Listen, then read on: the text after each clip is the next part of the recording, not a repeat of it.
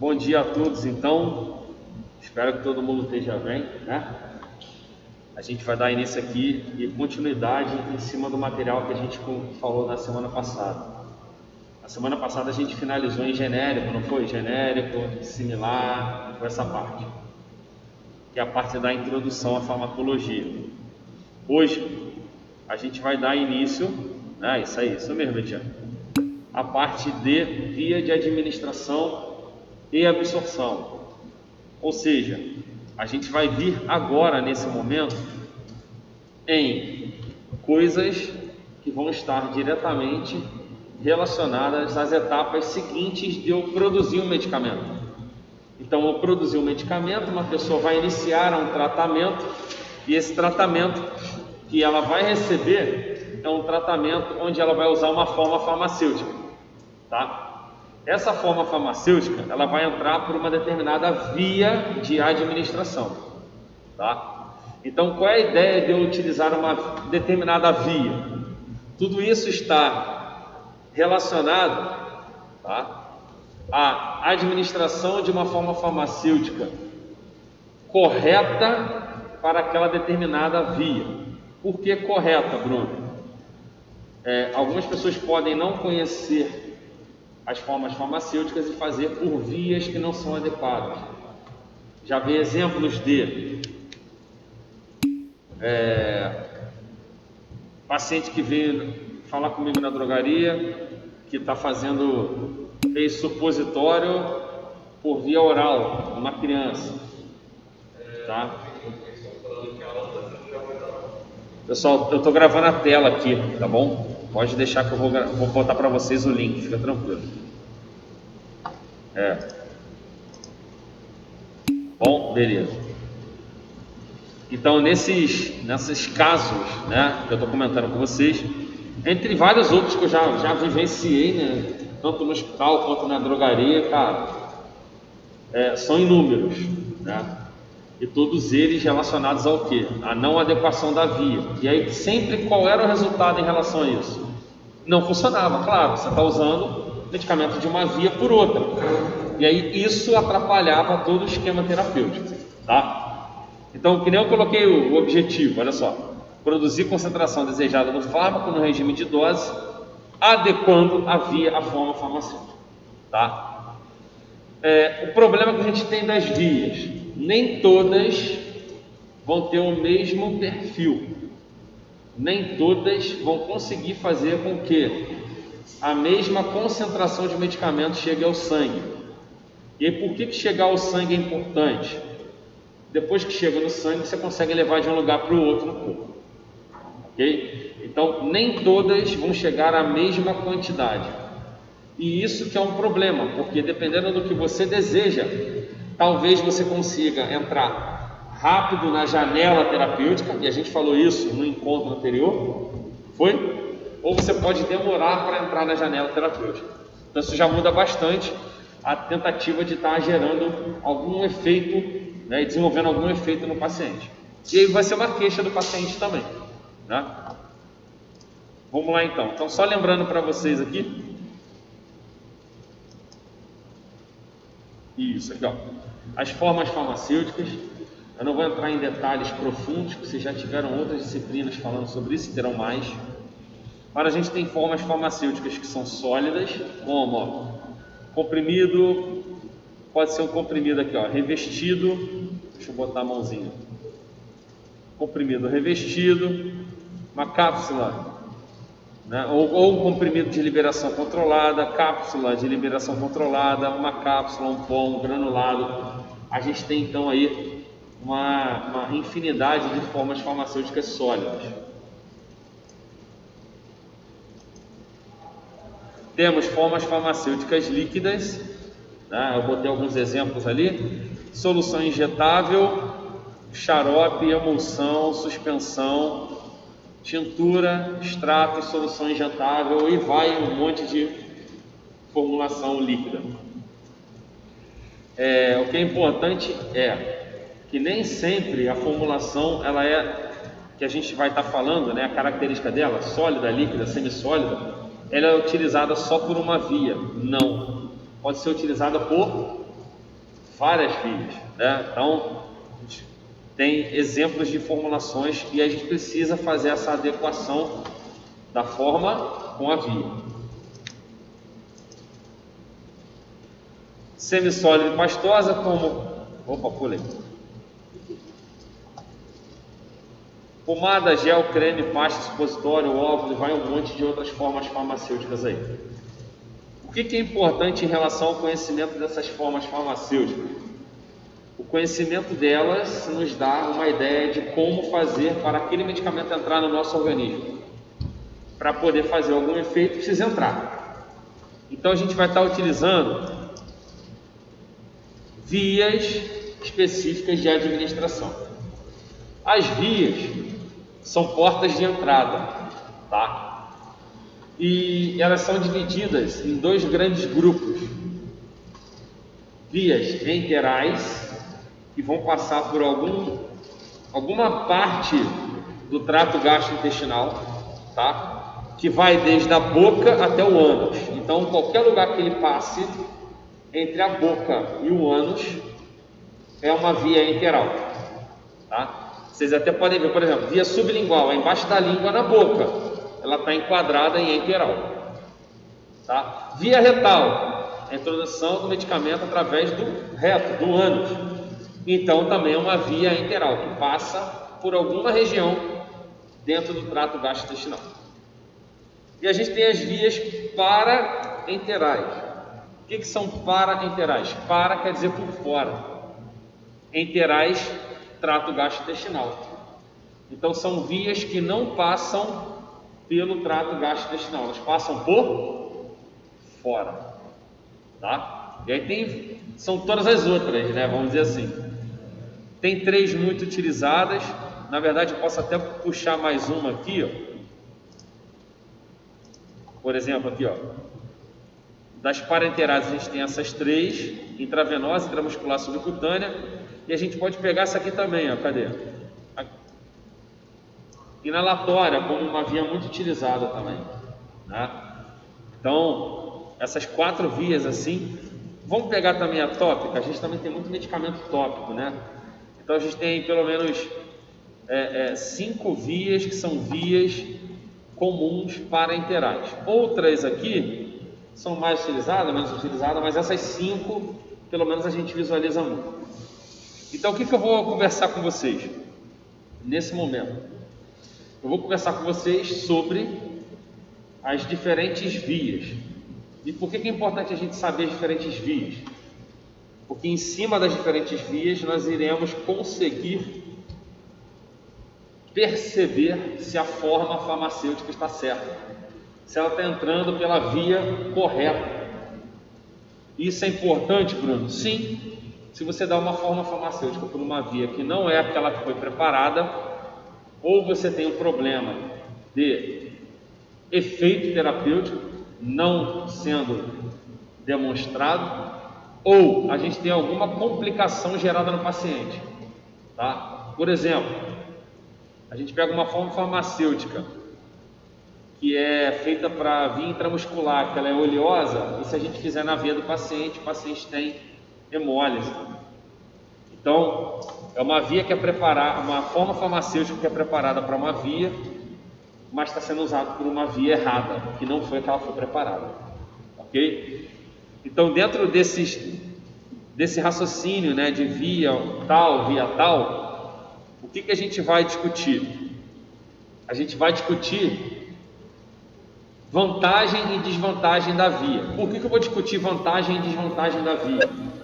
Porque cada situação vai necessitar de utilização de uma determinada via, tá? Por exemplo, oi, pode falar. Estou ouvindo. Pode repetir essa parte de hemólise? Eu vou falar lá na frente de novo, tá bom? Pode ficar tranquilo. Então, voltando. Quando a gente fala sobre uma determinada via, não existe uma via melhor do que a outra. Existe a via adequada para aquele paciente naquele momento e a via adequada para um outro paciente em um determinado outro momento, tá? Então, dentro das vias, a gente vai pesar sempre vantagem e desvantagem para aquele paciente naquele momento. Aí, como eu estava falando, um exemplo, o paciente está passando por uma situação de emergência, e aí ele está internado no hospital, e ele precisa de medicação agindo rápido. Vocês vão utilizar uma via específica para ação rápida, que é a via intravenosa. Para esse paciente, seria legal, por exemplo, dar um medicamento por via oral? Não, porque vai demorar para acontecer o efeito, e talvez essa demora já seja o quê? Uma coisa crítica para o paciente, ele possa vir a óbito. Então, a gente adequa a via à condição do paciente. O paciente está lá na drogaria comprando medicamento, ele está monitorado, ele está bem, ele vai comprar um medicamento injetável?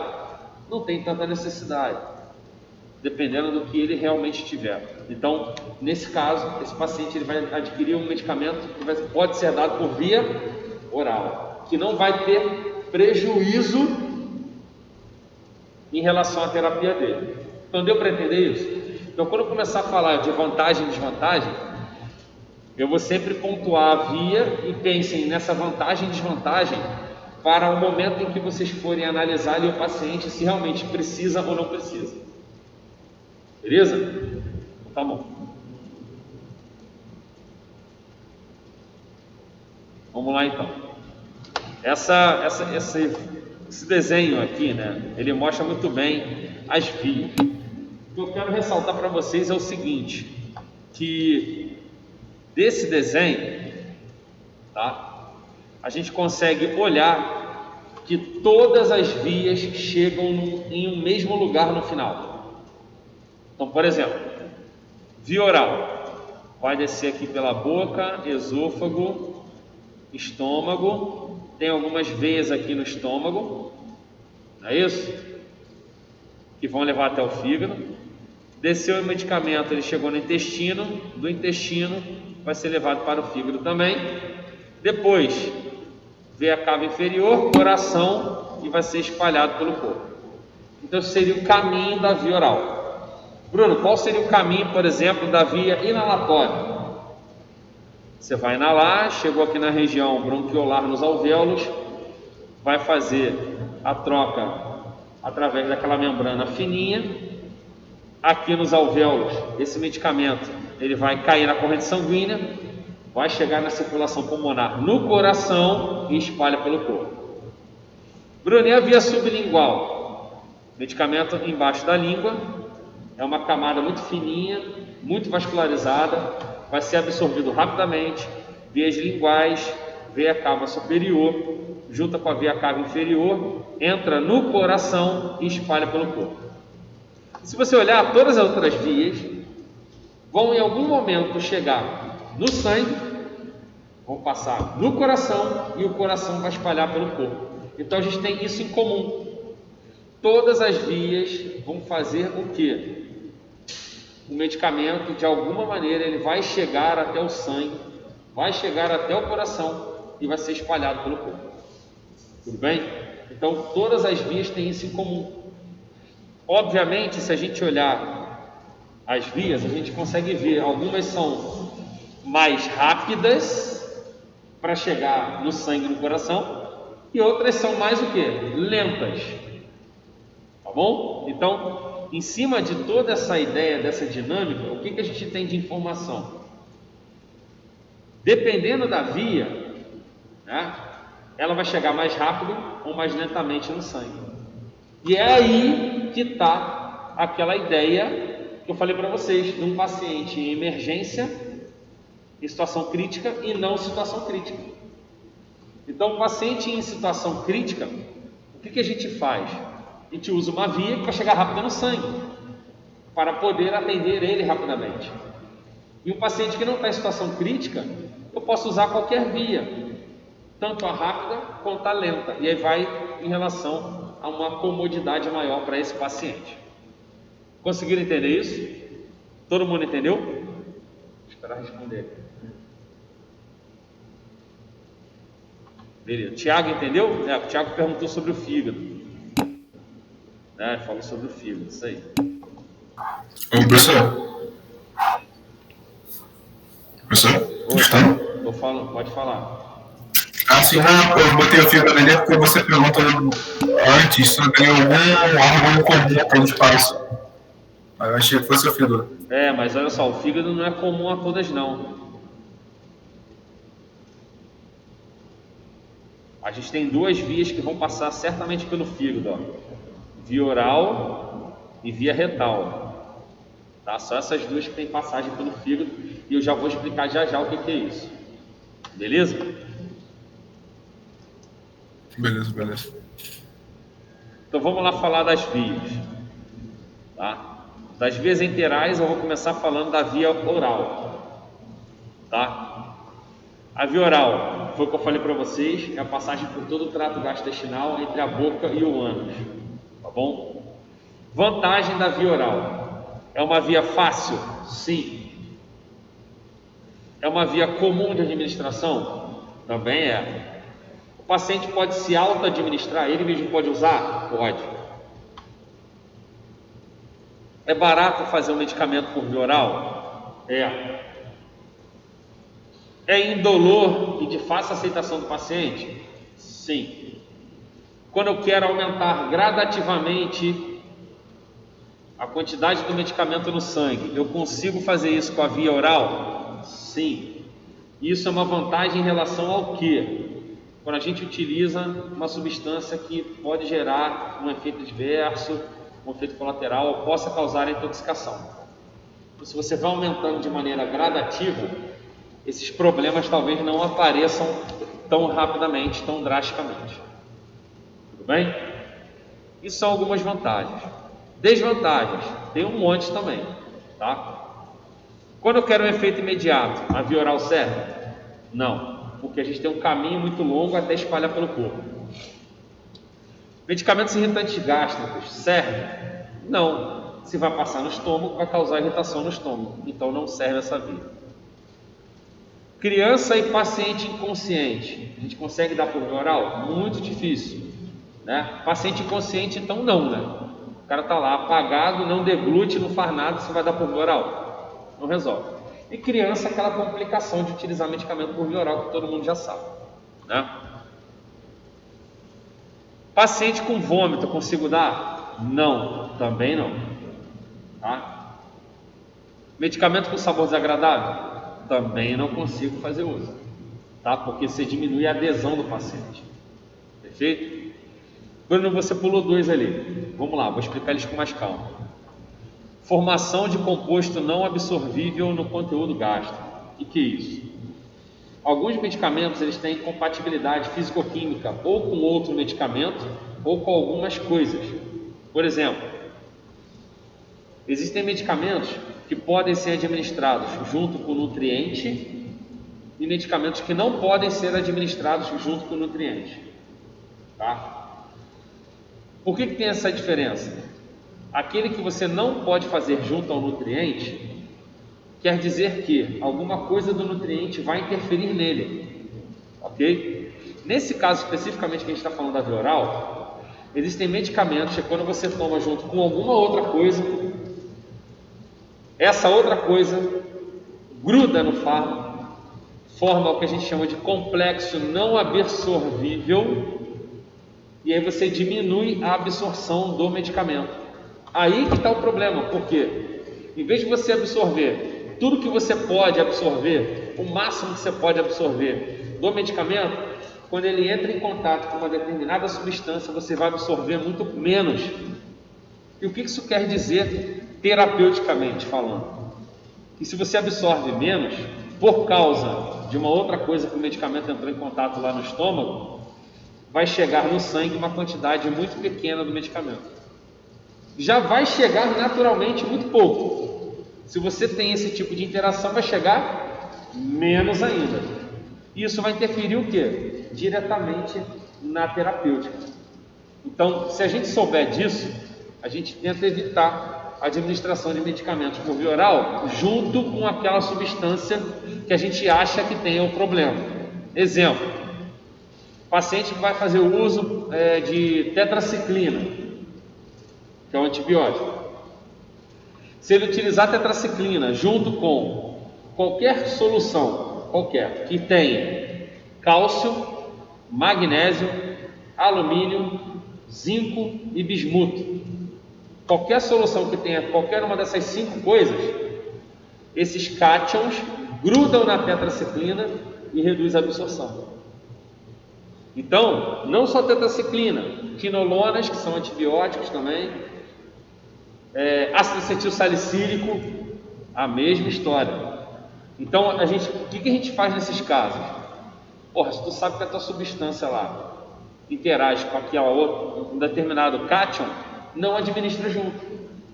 Administra um tempo depois, ou um tempo antes de você fazer aquela solução que tenha o cátion. Deu para entender isso? Isso é a ideia de complexo não absorvível. Metabolismo de primeira passagem. Vamos lá, vou voltar aqui na foto para vocês pegarem legal. Calma aí. Isso, queria voltar essa foto aqui. Então é o seguinte, ó.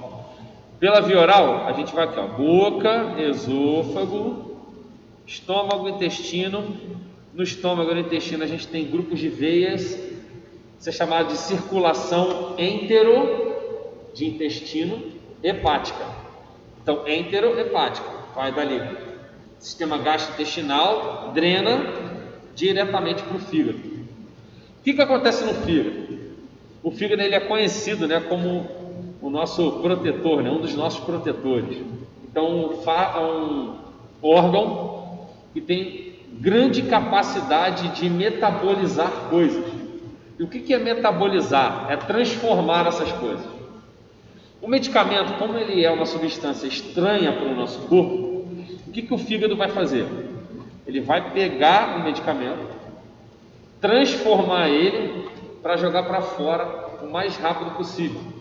Por quê? Qualquer substância estranha que entra no nosso corpo, a qualquer momento, o que o nosso corpo quer fazer? Eliminar, excretar. E o fígado ajuda acelerando essa excreção. Como que ele faz?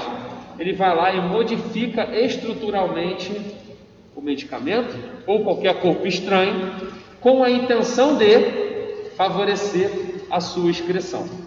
Então, deu para entender a função do fígado? O fígado ele é muito importante em relação a essa área que a gente está conversando agora, que é metabolismo. A gente vai falar em outras aulas de novo, mas agora de início é o seguinte: se vocês olharem pela via oral, o que acontece? O medicamento ele é drenado para o fígado antes de espalhar pelo corpo. Vocês conseguem ver isso na figura? Olha aqui, ele é absorvido aqui, ó, ele é captado por essas veias aqui, ó. Circulação enterohepática no estômago, no intestino, e elas vão convergir e entrar onde? No fígado. Depois que sai do fígado, que vai no coração e vai espalhar pelo corpo. Então, o que é metabolismo de primeira passagem?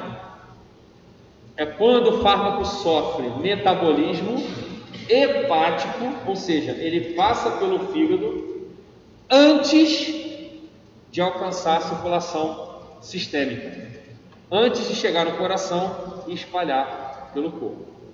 Então, quando a gente para pensar sobre metabolismo de passagem, que é o medicamento passar no fígado para depois espalhar pelo corpo, o que vai acontecer com ele no fígado?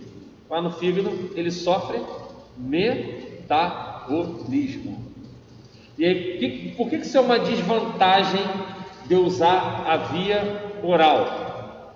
Simples. Se eu passo no fígado e vou metabolizar, eu vou perder uma parte do medicamento antes de espalhar pelo corpo. Ou seja, a quantidade real que vai chegar no plasma, ela vai ser menor, porque eu vou passar pelo fígado, vou fazer metabolismo para depois espalhar pelo corpo. Então, entenderam o metabolismo de primeira passagem? Qual é a ideia do metabolismo de primeira passagem? É fazer o quê? Metabolizar o medicamento antes para depois espalhar ele pelo corpo. Isso é uma desvantagem. Então, qualquer via que tenha metabolismo de primeira passagem vai ser uma desvantagem, tá? Bruno, mas a via retal, se você olhar, tem 2 caminhos. Quando chegar na via retal a gente vai discutir isso, tá bom?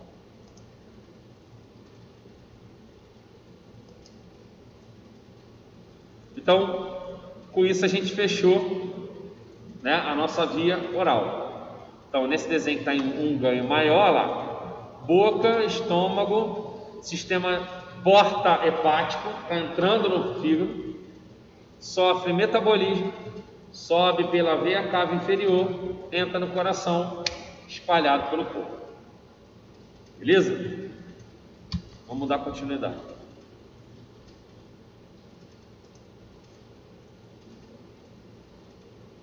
Via sublingual. O que a gente tem de característica da via sublingual? Embaixo da língua. É uma via de uma área muito pequena, porém muito vascularizada, tem muitas veias ali embaixo da língua. E uma camada de células bem fininha. O que isso me traz de informação? Se a camada de células é bem fininha, eu consigo passar por essas células e chegar no sangue mais rápido, porque você tem menos barreiras. Vocês vão ver quando a gente começar a conversar sobre absorção, já eu vou falar disso, a gente vai ver que a absorção é passar por várias barreiras, ou seja, vários tecidos, até chegar no sangue. Então, quando a gente pensa pela via sublingual, você tem somente uma camada pequenininha embaixo da língua, que são suas barreiras. E quando a gente volta lá na via oral, a gente vê que tem quantas barreiras? Cara, um monte. E isso vai interferir diretamente na quantidade que chega no sangue. Beleza? Então vamos continuar aqui. Vantagens e desvantagens da via sublingual. A absorção é rápida, a resposta é rápida. Por quê? Tem uma drenagem rápida através da veia cava superior e entra logo no coração. Ah, Bruno, então não passa pelo fígado antes de espalhar pelo corpo? Não. Então a via sublingual não sofre metabolismo de primeira passagem. Entenderam? Não sofre na ativação de suco digestivo, porque também não passa pelo estômago. Tá? Desvantagens, está de vermelho. Absorção de pequenas quantidades. Sim, porque a área é muito pequena. Exige colaboração, porque é um saco botar comprimido embaixo da língua. Quem já fez medicamento embaixo da língua sabe que é um saco. Tem que ficar lá mó tempão esperando dissolver. E aí você começa a salivar. Então isso atrapalha um pouco. Então precisam de um pouco de colaboração. E, vamos lá, utilizar um medicamento preparado para via sublingual. Se você pegar um medicamento que é dado por via oral e colocar embaixo da língua do paciente, vai demorar para dissolver. Porque ele foi preparado para passar por todo o trato gastrointestinal. Tá? Mesmo que a gente tenha aí clinicamente alguns medicamentos sendo feito embaixo da língua e eles não são sublinguais, a gente também não garante que vai ser absorvido o máximo que pode ser absorvido pela via sublingual. Tudo bem? Os medicamentos que vão poder fazer isso são somente medicamentos, tá? Não iônicos e lipossolúveis. Então, uma pequena quantidade de medicamentos que vão estar enquadrados nessas duas categorias aí. Ok? Vamos lá. Então, aqui mostra o desenho da via sublingual, como ela acontece. Tá? Embaixo da língua, drenou, veia cava superior, juntou com a veia cava inferior. Veia cava inferior vem aqui embaixo, veia cava superior, as duas se juntam, vira a veia cava de entrada do coração, você vai e espalha pelo corpo inteiro. Tá? Via retal. Na via retal, vocês conseguem observar aqui embaixo que a gente tem dois grupos de veias. Um grupo de veia que entra no fígado e um grupo de veias que vão direto para o coração. O que isso aí mostra, Bruno? a gente tem dois caminhos. Um caminho que passa no fígado, sofre metabolismo de primeira passagem, e um caminho que passa direto, que não sofre metabolismo de primeira passagem. Então, se vocês olharem, olha aqui de novo, subiu, passou pelo fígado. Olha o outro caminho, entrou direto no coração. Então, nesse caso, o metabolismo de primeira passagem pela via retal, ele é uma vantagem e desvantagem. Por quê? Ele é uma vantagem quando passa direto. Então, metade, por que é metade, Bruno? Sempre vai ser metade? Não, isso é estatística. Você tem dois caminhos. Você tem metade de chance de ir para um e metade para ir para o outro. É isso. Tá? Então, a gente trabalha com estatística. Pode ser que o indivíduo seja 70-30, outro 60-40, não sei. Mas a gente trabalha com estatística em geral. São dois caminhos, a chance é metade para um lado e metade para o outro. Então vocês vão ver lá em vantagens que pouco efeito de primeira passagem. O que é isso? A metade que passa direto, que não entra no fígado, vai ser uma vantagem. Ok? Porque eu não vou perder medicamento, eu não vou sofrer metabolismo. Já quando vocês entrarem lá em desvantagem, vocês vão ver de novo. 50% passa pelo fígado fazendo efeito de primeira passagem. Então, entra com uma vantagem e uma desvantagem. A parte, vamos dizer assim, que vai direto, que não passa no fígado, vantagem. A parte que passa pelo fígado é uma desvantagem. Tudo bem? É porque é a disposição de veias ali na região retal. Tá? Usado em pacientes sem acesso pela via oral? Sim. Ótima opção em criança? Sim. Pouco metabolismo de primeira passagem? Sim, também é uma vantagem. Desvantagem: 50% sofre primeira passagem. Quem passa pelo fígado é uma desvantagem.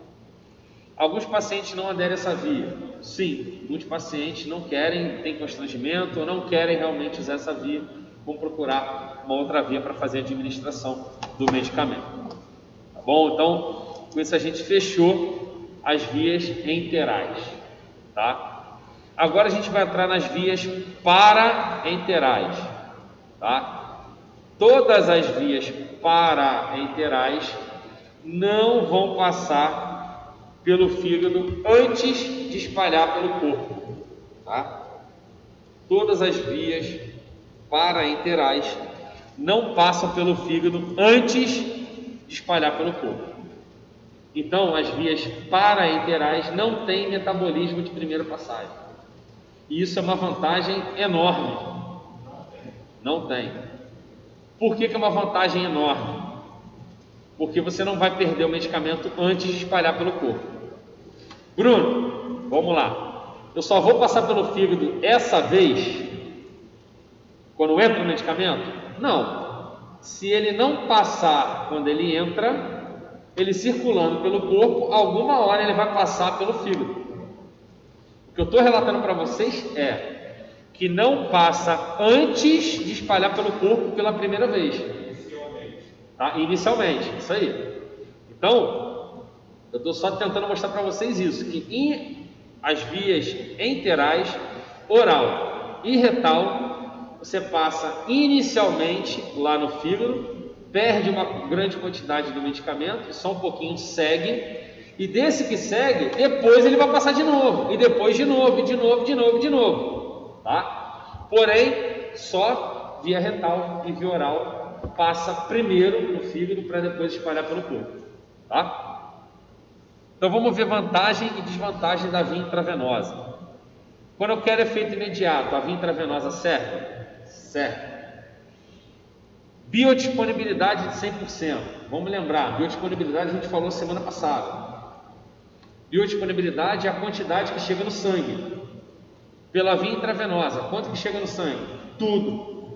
Tudo que você preparou e infundiu no paciente chega na via intravenosa. Então, a biodisponibilidade pela via intravenosa, ela é total, 100%.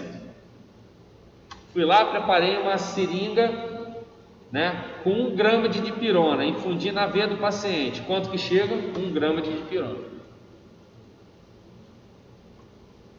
Bruno, e todas as outras vias? Bem menos que 1 grama que chega.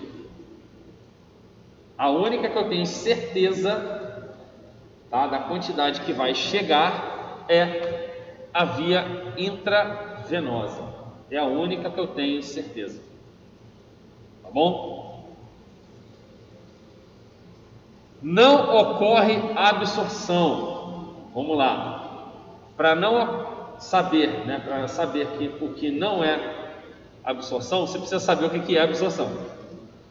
Então, vou falar para vocês o que é absorção. Absorção é após o medicamento ser administrado por uma determinada via, é ele passar por barreiras biológicas. O que são essas barreiras biológicas? São os nossos tecidos, tá? Então, após o medicamento ser administrado por uma determinada via, ele vai passar por barreiras biológicas, tecidos, até alcançar a circulação sistêmica, ou seja, até chegar ao sangue. Então, todo aquele caminho entre a via e chegar ao sangue são barreiras biológicas passadas. Deu para entender? E esse caminho percorrido, ele é chamado de absorção. Ok? Todo mundo entendeu o que é absorção?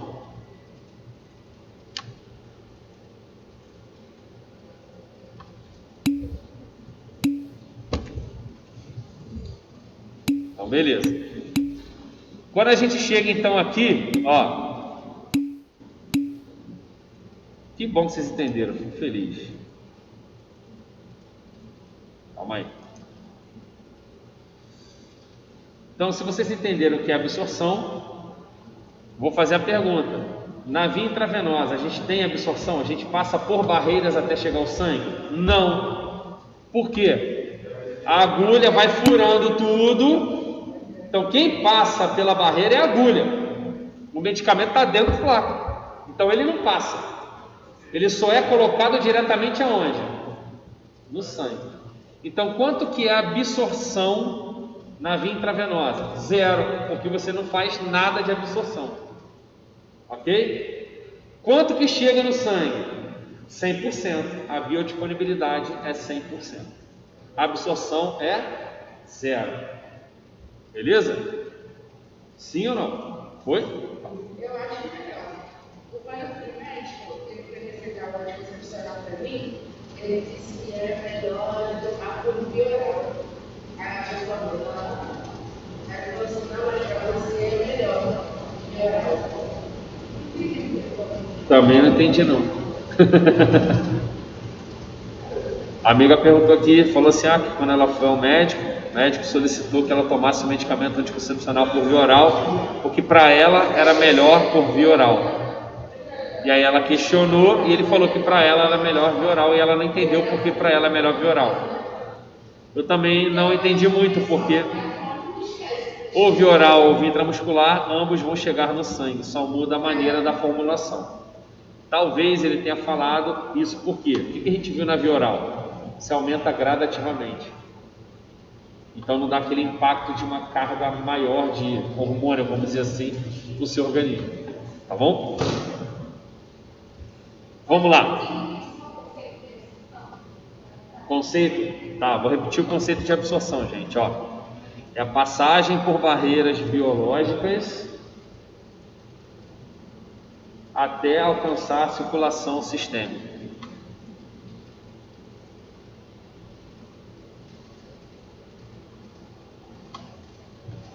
Passagem por barreiras biológicas até alcançar a circulação sistêmica.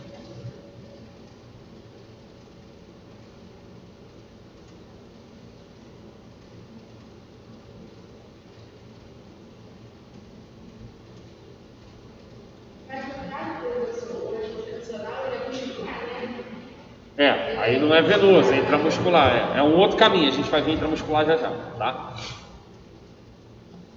Vamos lá. Então, ó, efeito imediato, vantagem. Biodisponibilidade 100%, vantagem. Não tem absorção, não tendo metabolismo de primeira passagem, vantagem, você não perde medicamento. Controle da dose administrada, vantagem. Preparei, eu sei que chega aquela quantidade toda, eu consigo controlar, né? Utilização em paciente inconsciente, também é uma vantagem. O paciente está inconsciente, você pode usar essa via que consegue garantir o tratamento, tá bom? Desvantagem: necessita de pessoal treinado, então você precisa treinar para fazer um acesso venoso, tá? Não é difícil, mas é repetição, tá? Necessita de antisepsia, então você precisa higienizar a pele ali, vamos dizer, com alguma solução, né? Geralmente álcool 70, né, que o pessoal utiliza, ou qualquer outra solução para tentar fazer um mínimo de higienização. Movimento único, você não fica no vai e vem, vai, pega outro algodão lá, ou gás, vai de novo se você quiser passar mais de uma vez, tá? Foi, voltou, trouxe a sujeira novamente, tá? Menor segurança quando a gente fala de efeitos tóxicos e efeitos adversos. Por quê? Vamos supor, você chegou, preparou lá alguma coisa e infundiu. Aí você, botei a dose errada. Você vai puxar a seringa de volta? Não adianta de nada. Já era. Então, isso mostra que é menos segura. Isso é um problema? Então, você precisa estar muito atento para utilizar a via intravenosa. Ok?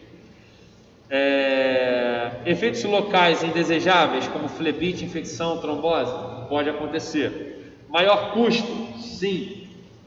Ela precisa ser apirogênica, precisa ser estéril, a solução que você vai colocar no sangue. Então ela tem que estar preparada para o sangue.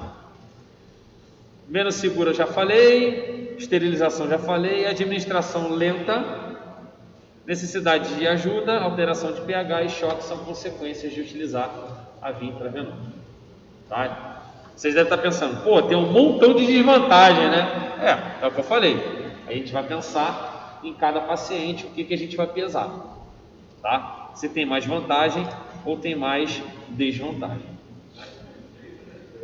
É sempre assim, sempre nas vias, gente, a gente vai sempre pesar como que a gente vai usar. Essa via tem mais vantagem para esse paciente. Talvez para outro paciente tenha mais desvantagem, tá? Indicações do uso da via intravenosa: emergência médica, baixa perfusão, substâncias que são irritantes, que acaba conseguindo comportar isso, e infusão de grandes volumes, tá? Tudo isso uma ideia da via intravenosa. Importante, aí a Simone tinha perguntado, veículos oleosos ou que precipitam, tá?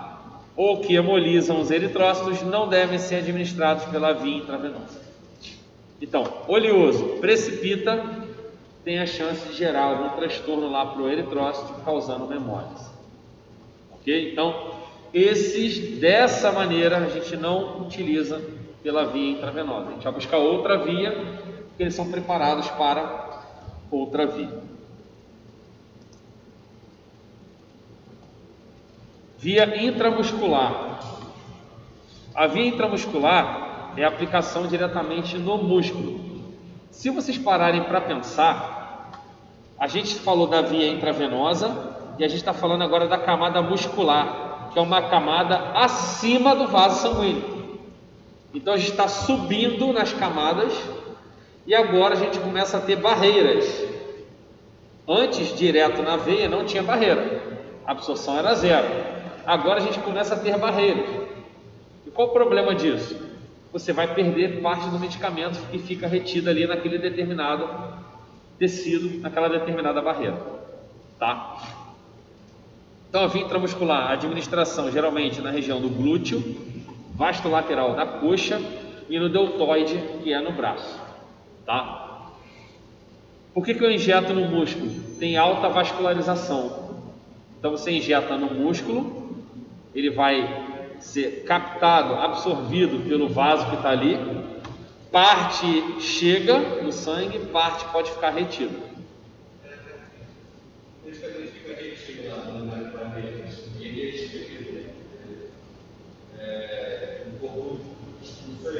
Ele vai ser captado lentamente, mas ele não vai ficar ali eternamente, não. Ele vai embora. Então, como que vai ser a utilização desses medicamentos? Agulha de bisel longo, né, o buraquinho longo. Geralmente, botei 30 por 7, mas a 25 por 7 já garante. Tá? 30 por 7 é quando você está com raiva. Né? 40 a 12 então é ódio, né? 40 a 12. A injeção ela é profunda, tá? 90 graus, beleza? Com a pele. Máximo de volume administrado por grupo muscular, 2,5 ml em média. Tá 3 ali, mas já baixou um pouquinho para 2,5 em média. Vantagem: precisa de habilidade. Você não é qualquer pessoa que vai fazer. Pode ser utilizado em veículo oleoso e que precipita. Olha aqui, está aqui, ó. Que a gente não podia usar na via intravenosa, a gente pode usar em qual via? Intramuscular. Menos administrações e a absorção ela é lenta. Oi. Como você garante que você toma um medicamento muscular? Você garante que ele vai funcionar no seu corpo durante 3 meses? É a formulação. Você faz uma formulação, você muda o pH, muda a maneira em que está disposto o medicamento e ele vai sendo distribuído lentamente. Você falou no caso dos anticoncepcionais, não é isso? Isso aí. Tá? A amiga perguntou aqui como é que garante que um medicamento dado por via intramuscular consiga chegar a fazer efeito em 3 meses, como é o caso de anticoncepcionais trimestrais. Eles são soluções de depósito, então eles vão ser absorvidos lentamente e a solução deles é preparada para disponibilizar durante 3 meses. No tecido. Você vai jogar no músculo e o sangue, o vaso sanguíneo vai ficar captando devagar, lentamente. Tá? Tem uma fotinha na frente que eu falo isso. Desvantagem: dor, desconforto, dano tecidual, hematoma, abscesso e reação alérgica. Montão de desvantagem, né?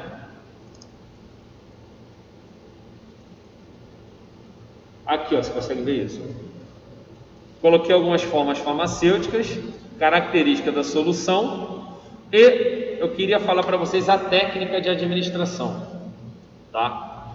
A técnica toda ela é feita como? Você faz uma prega na pele, então você puxa a pele, tá? E você vem com a agulha na frente da prega, então você faz a prega, puxa a pele e a agulha vem na frente da prega, igual está na foto ali, aqui, ó. Você vem com a agulha, olha como é que a agulha vem reta, tá? Olha a agulha toda aqui dentro, ó. Você injeta o líquido, olha lá, chegou no músculo. Depois que você injetou o líquido, tira a agulha e solta a prega. O que isso faz? Tira a comunicação com o meio externo e o medicamento fica aprisionado no músculo. Por que a gente faz isso? Alguns medicamentos que eram utilizados, né, eles tinham uma coloração escura, noripurum, que é ferro. Quando não era aplicado na técnica em Z, ele voltava e se acumulava na camada subcutânea e manchava a pele da pessoa, que demorava muito tempo para sair, quando saía. Então, começaram a fazer essa técnica em Z, que eu aplicava o produto, quando eu soltasse a pele aqui, eu ia tirar essa comunicação e o produto ficaria aprisionado no tecido muscular. Não, sair não sai. Tá? Bruna, onde que está o vaso sanguíneo? Está aqui embaixo. Então essa solução é uma solução que vai ficar ali algum tempo e o vaso sanguíneo vai captando lentamente. Pode ser, tem medicamento que é para uma semana, tem medicamento que é para um mês, tem medicamento que é para 3 meses. Depende da formulação, de como ele foi preparado. bom? Via subcutânea. Se você olhar, a camada muscular está aqui, a gente está subindo mais uma camada, ou seja, tem mais barreira, mais tecido para passar. Na via subcutânea, a gente tem alguns locais de aplicação, tá? Região do abdômen, coxa, dorso, né, do antebraço, costas e na parte superior do glúteo. Então, para aplicação aqui, tá? Na região frontal, o paciente consegue se auto-administrar se for treinado. Porém, se for administrado nas costas e outras regiões, ele vai precisar de ajuda, tá? Por isso que medicamentos que são utilizados pela camada subcutânea, as pessoas utilizam muito o abdômen e coxa para aplicar, porque a pessoa ela mesma consegue fazer, tá? Isso, chega e faz. Tem, mas tem técnica, tá? Você tem que prender na mesa assim, aí faz força e vai e aplica, né? Cheio de técnica. Subcutânea, como é que é a aplicação? Olha lá, a seringa vem em 90 graus, reta, só que é uma seringa com uma agulha pequenininha, agulha para a camada subcutânea, tá? Como é que a gente faz a aplicação? Olha lá, a mãozinha fazendo a prega. Por que eu faço a prega? Olha o tamanho da camada subcutânea sem prega, olha o tamanho da camada subcutânea com prega. Você amplia a camada subcutânea. Isso é bom, porque diminui a chance de você errar. A tua chance de acertar a camada subcutânea fazendo a prega é maior. Então, como é que é a aplicação? Você faz a prega e a agulha vem na prega. Então, faz a prega e a agulha vem na prega. Não é na frente, é na prega. Tudo bem? E aí você injeta lá o volume. Tá bom? Vantagem, pouca habilidade, se você treinar consegue, menor quantidade de doses, soluções de depósito, a absorção é lenta, pouco efeitos sistêmicos, depende da formulação. Por exemplo, o paciente vai usar um anticoncepcional ou insulina, eu quero efeito sistêmico. Tudo depende do tipo de medicamento. Desvantagem, não comporta muito volume, tá? Entre meio ml e 1. Ali está 2 eu acho até muito, mas 1 ml acho que até vai. Inadequada para substâncias irritantes, que vão causar irritação na camada subcutânea, dor, abscesso, infecção e fibrose. Então são outras consequências da via subcutânea. Intradérmica. Intradérmica é abaixo da pele. É geralmente utilizada, tá, em situações onde eu quero fazer teste de diagnóstico, teste alérgico, quem já fez sabe como é que é, ou vacinação. Algumas vacinas são subcutâneas, ou intradérmica, desculpa. Como é que é feita? Você vem com a agulha paralela à pele, encostada na pele. Olha lá a figura. Você vai furar só com a pontinha da agulha e vai subir levemente. Para quê? Para você ver que você só pegou a pele. Quando você subir levemente, a pele vai dobrar, vai aparecer lá dobradinho, né? E depois que você injeta o líquido, vai aparecer uma pápula, uma bolinha. Isso garante e te dá certeza que você acertou a camada intradérmica. Tudo bem? Vantagem e desvantagem é a mesma do que a gente falou lá na via intramuscular, tá? São as mesmas vantagens e desvantagens. Via tópica agora. Via tópica você vai usar uma infinidade de formulações: creme, pomada, pasta, colírio, emplasto, e vai um monte de formulação. O que muda dessas formulações? Aonde eu quero alcançar? Porque existem formulações onde a base, tá? Onde a base, tá? Pode ser lipofílica ou hidrofílica. E o medicamento pode ser hidrofílico e lipofílico. Quando eu tenho sempre o medicamento hidrofílico, No máximo, eu vou chegar na camada dérmica, só na pele. Então, por exemplo, hidratante tem substâncias hidrofílicas. Você não vai chegar no sangue. Você vai ficar só nas camadas da pele. Tá? O álcool em gel, então, ele só fica na pele, ele não absorve nada, tá? Só a superfície. Porém, quando o medicamento é lipofílico, ele vai penetrar, ele vai conseguir passar pelas barreiras, tá? E isso varia de medicamento para medicamento. Por quê? A base que vai me dar essa informação. Quando a base é lipofílica e o medicamento é lipofílico, eu vou absorver lentamente. Está vendo a setinha quebrada? Eu estou absorvendo, mas lentamente. Quando a base é hidrofílica e o medicamento é lipofílico, a base ela empurra o medicamento, porque ele é totalmente o avesso da base. Então o que acontece nessa situação? A quantidade de medicamento que chega no sangue é muito mais rápida de quando a base é lipofílica. Por quê? O medicamento lipofílico ele já tem capacidade de passar pelas barreiras. E a base sendo hidrofílica empurra ele, a penetração dele é muito maior. Deu para entender isso?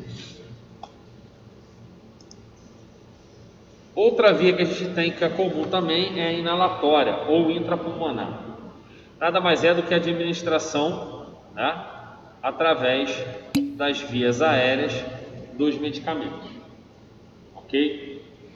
Para utilizar, né, a via inalatória, a gente utiliza aparelhos, né, que são colocados aqui na boca e você vai aspirar.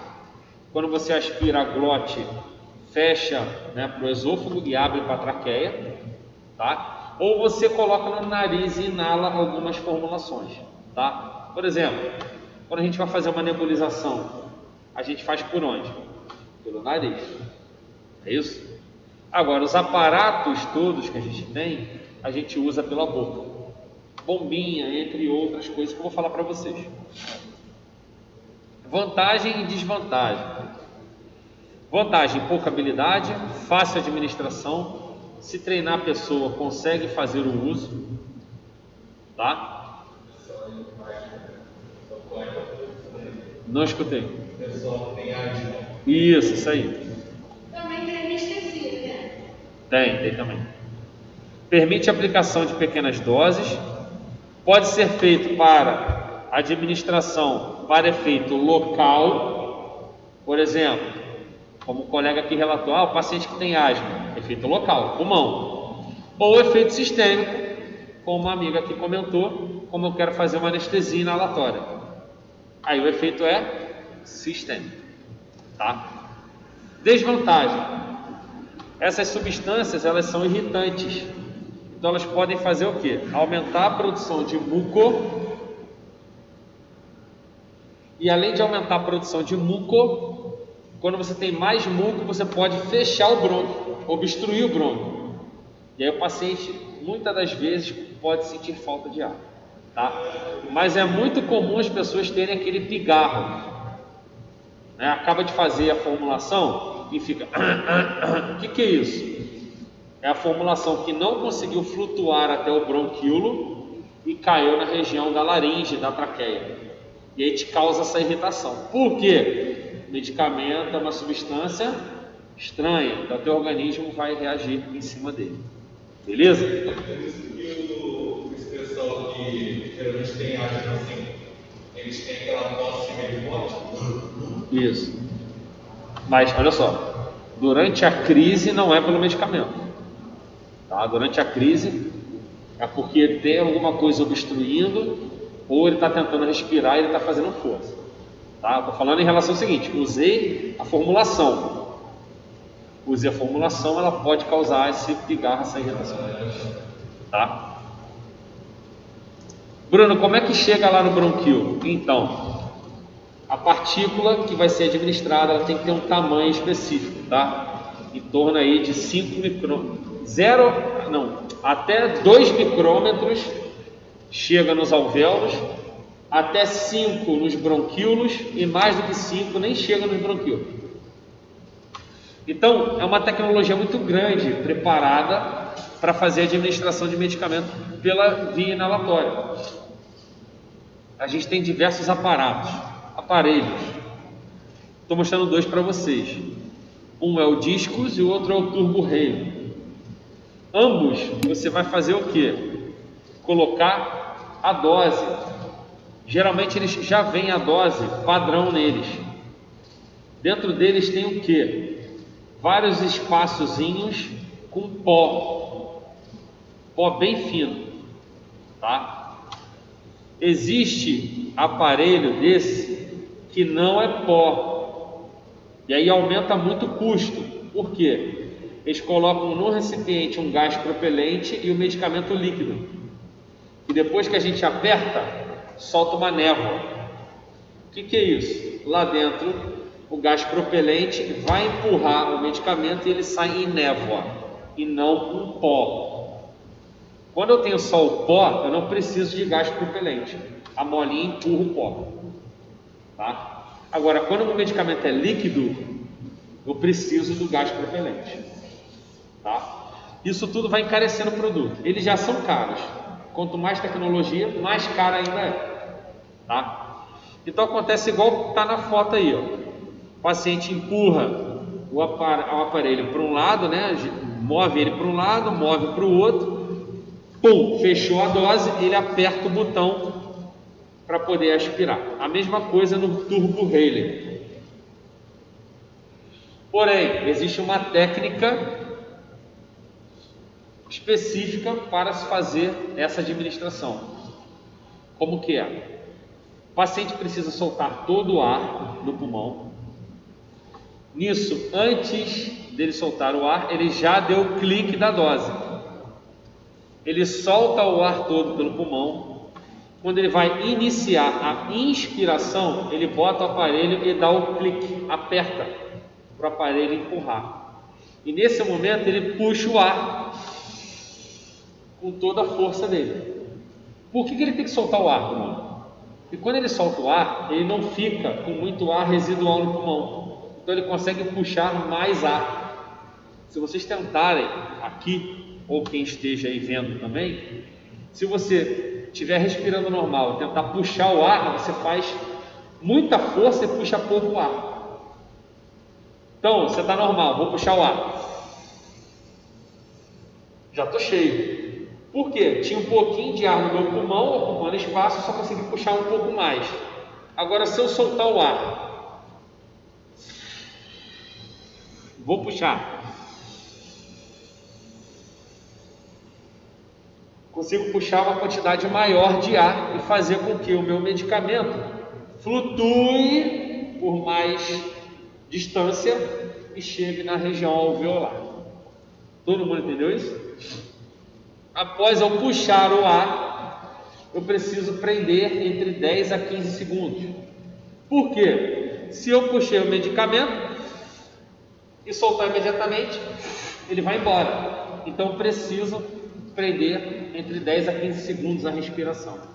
Tá? Após isso, eu solto o ar vagarosamente.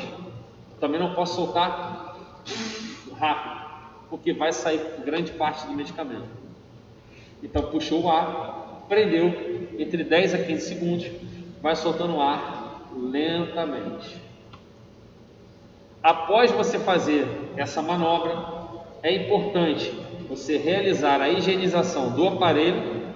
Você colocou a boca no aparelho e higienizar sua boca. Por quê? Resíduo de medicamento fica na boca e dependendo do medicamento pode gerar um problema para você. Então é interessante você fazer o quê?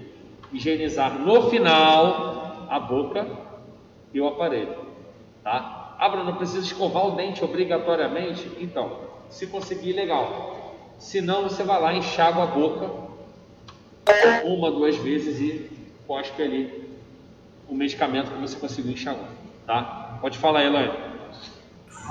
Eu uso um medicamento desse por causa da minha alergia e no início eu não fazia essa asepsia da boca. Abriu ferida e eu fiquei com muita aspa. É exatamente isso. Vocês escutaram o que ela falou? Que ela usava medicamento para alergia e aí ela não fazia essa higienização da boca. Começou a abrir ferida e afta na boca dela. É isso.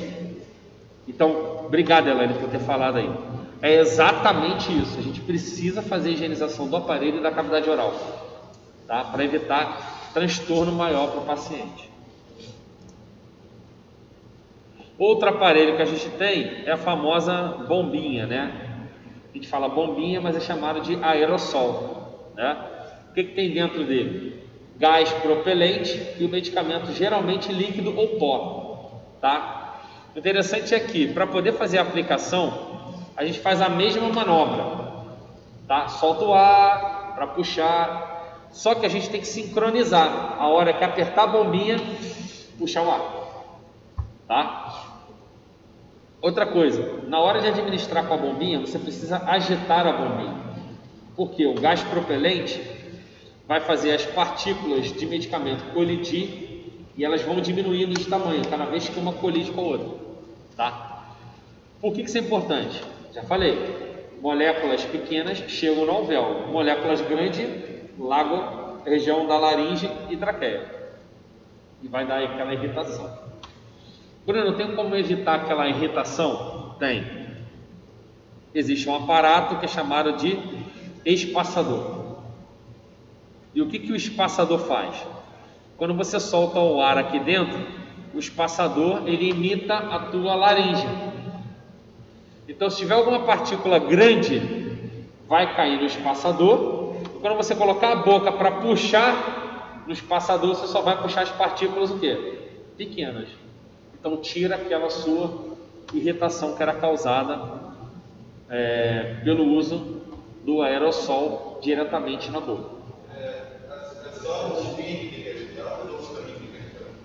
Então, os que são com gás propelente tem que agitar. O que não tem gás propelente não precisa. E aqui o menininho está até brincando, né, com o aparelho de nebulização, mas a gente sabe que hoje é máscara, né? E aí você respira. Vamos lá, outras vias que são menos utilizadas. Via intraperitoneal, região do abdômen, tá? Essa via é uma via muito utilizada para experimento. Em humano, cara, eu nunca vi. Tá, você vê com a agulha e fura a barriga. Tem medicamento que usa, pô. Não. Uma coisa é pegar na pele, a outra é entrar a agulha toda. Entendeu? Vascularização, ela é farta e o uso é totalmente experimental. Risco, infecção, aderência e erro na aplicação. Vai que pega uma alça intestinal, você errou. Então, complicado. Intracardíaca, que a gente via muito em filme, né? O cara vinha lá e tum, no coração. Não usa mais, tá, gente? Não usa mais não. Mas era utilizada em reanimação. Intraarticular, articulação, tá? É utilizada bastante por atletas quando querem fazer infiltração. Então ele está com uma dor articular muito grande, então o médico vai lá na cápsula articular e joga o anti-inflamatório lá dentro do paciente. É isso aí mesmo. Joga lá dentro e aí o paciente vai fazer o uso da medicação direto na articulação, não resolve o problema naquele momento, né? Diminui a dor, diminui a inflamação e o cara muitas das vezes vai lá fazer a atividade dele, tá? Intraarterial. Intraarterial ela é muito utilizada, tá? Para administrar alguns tipos de produtos e para fazer alguns exames, por exemplo, como gasometria, tá? Porém, ela é meio complicada da gente ver. Por quê? Quando a gente faz a aplicação intravenosa, você vem com a agulha o quê? Uns 30 graus, 45 graus da pele, vai lá e fura a sua veia. Às vezes elas são superficiais. Então tem gente que é mais branquinho, você consegue, olha aqui a veia, bastante veia, né? Que está em cima. Bruno, não, eu não consigo ver. Se você garrotear, ela vai encher e você consegue sentir a veia. tá? Porém, a artéria, ela é profunda. Você não vê a artéria, você sente a artéria após fazer pressão na pele. E quando você vai fazer a coleta de um sangue arterial, a agulha não vem 30 graus, ela vem em 90. Então ela tem que ir 90 graus para você acessar, porque é lá no fundo, é lá no meio. Então é meio impactante de olhar, né? A seringa vindo assim 90 graus. Características: é difícil, o custo e o risco associado ele é grande, tá? O uso ele é extremamente esporádico, só para diagnóstico ou infundir medicamento mesmo em acesso profundo. Geralmente fala acesso profundo, né? É que ele vai pegar uma artéria. Intratecal, tá? Que é injetado aqui na região do espaço subaracnoide, né? Nos ventrículos, aqui. Então vai banhar aquela região e o medicamento vai atuar ali, tá? Indicado em raquianestesia, infecções agudas do sistema nervoso central para chegar nas meninges e passa pela barreira hematocefálica, tá? Pouca ou nenhuma medicação chega no sangue, vai praticamente toda para o sistema nervoso central, tá? E a gente tem um risco da aplicação, então não é qualquer profissional que pode estar fazendo isso, só o anestesista, tá? Ou alguém treinado para isso, ok? A gente tem também a peridural, essa então é mais funda, então você vai lá fundo e vai colocar lá na região, tá? Da dura mater, ou seja, é o ligamento entre as vértebras. Olha lá, periósteo, em volta do osso. Então é lá dentro, tá? É utilizada mais em anestesia e tem um risco muito grande associado. Só quem faz isso é um anestesista.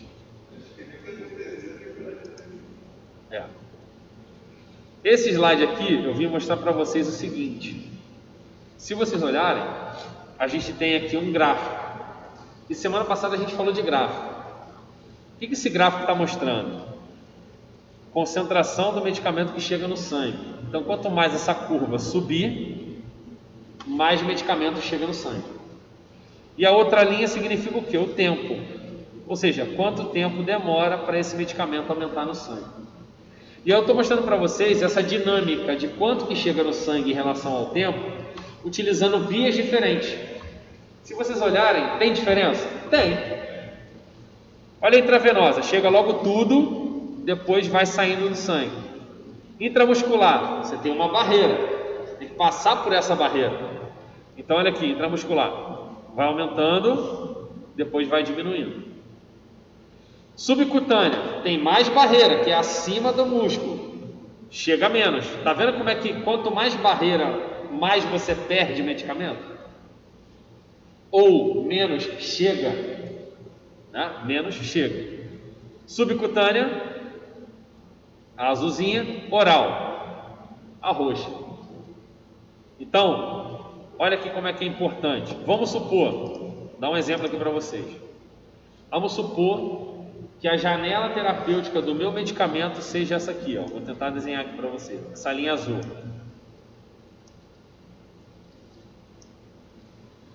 Olhando para essa janela terapêutica, tem alguma via que não serve para esse medicamento com essa janela terapêutica? Tem. Qual é a via que não serve? Oral. Se você olhar, a via oral não entra na janela terapêutica. Isso aqui, gente, a gente está falando uma única dose, uma única vez que você administra, tá? As outras já entram. Agora vamos supor que a minha janela terapêutica agora ela seja outra.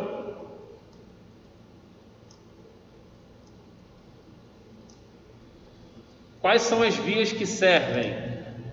Intramuscular serve, que é a verde, e a intravenosa. Subcutânea e oral serve em uma única dose? Não.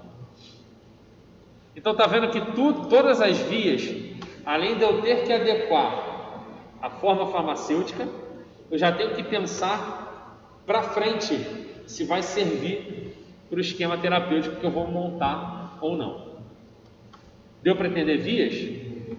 Então, beleza.